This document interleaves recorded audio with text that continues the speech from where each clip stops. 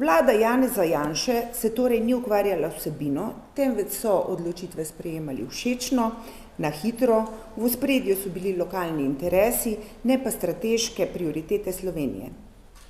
Seveda ne smemo pozabiti, da so bile ob sestavi predloga na pragu tudi volitve in celoten mandat prejšnje vlade so zaznamovali tako imenovani bombončki.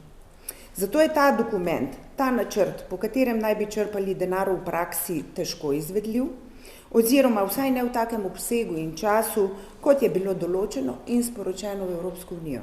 Zelo zaskrbljujoče je tudi dejstvo, da je prišlo kar v navado, da sedanja opozicija vleče na plan zadeve, ki so jih ravno oni v času svojega vladanja zgrešeno naredili in zdaj krivdo vali na sedanjo vlado, ki pa zadeve poskuša reševati uspešno in hitro, kot je le mogoče. Ključen cilj, ki ga vlada zasleduje, je, da bo do končnega roka, to je leta 2026, dejansko, da bomo izpolnili te mejnike in cilje, ki jih moramo, zato da bomo lahko dejansko počrtali ta sredstva.